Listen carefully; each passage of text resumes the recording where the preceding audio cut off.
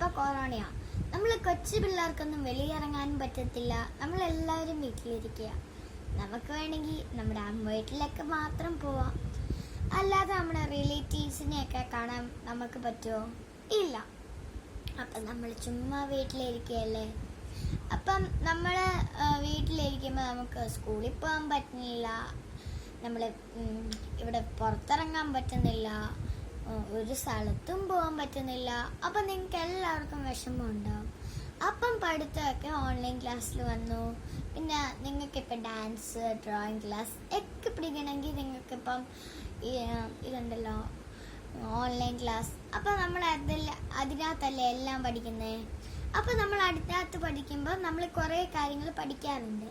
അപ്പം അതുപോലെ തന്നെ നമ്മളിപ്പം വീട്ടിൽ ഇരിക്കുകയെന്ന് വെച്ചോ, നമ്മളെ അച്ഛനോ അമ്മയോ പുറത്ത് പോയിട്ട് വന്നാൽ നമ്മൾ എന്ത് ചെയ്യണം? അവർക്ക് സാനിറ്റൈസർ ഇട്ട് കൊടുക്കണം. പിന്നെ ഹാൻഡ് വാഷ് ഇട്ട് ഹാൻഡ് കഴുകാൻ പറയണം. അപ്പം നമ്മളിങ്ങനെ എല്ലാവരും ഇങ്ങനെ ചെയ്യുന്നതല്ലേ. അപ്പം പിന്നെ നമ്മൾ വെളിയിൽ പോകുമ്പോൾ സുരക്ഷിതമായി ഇരിക്കാൻ എന്തൊക്കെ ചെയ്യും? മാസ്ക് വെക്കും, സാനിറ്റൈസർ ഇടും, ഹാൻഡ് വാഷ് ഇട്ട് ഒരു ഹാൻഡ് കൈ കഴുകും. അപ്പം നമ്മളെല്ലാവരും വീട്ടിലിരിക്കല്ലേ. വീട്ടിലിരിക്കുന്ന സമയത്ത് നമ്മൾ ചുമ്മാ വീട്ടിലിരിക്കല്ലേ. ഇടയ്ക്കിടയ്ക്ക് നമ്മൾ ഡ്രോയിങ് ചെയ്യും, പിന്നെ നമ്മൾ TV കാണും, പിന്നെ മൊബൈൽ കാണും. ഇടയ്ക്കിടയ്ക്ക് നമ്മൾ റിലേറ്റീവ്സിനെ വിളിക്കുകയും ചെയ്യും. അപ്പം നമ്മളിങ്ങനെ എല്ലാം ചെയ്യുമ്പം നമ്മളെ വീട്ടിൽ നമ്മളെക്കാളിലും കുഞ്ഞു കുഞ്ഞുങ്ങളുണ്ട്. എനിക്ക് തന്നെ ഒരു അനിയത്തിയുണ്ട്. അവൾക്കിപ്പോൾ വെളിയിറങ്ങാനേ പറ്റുന്നില്ല.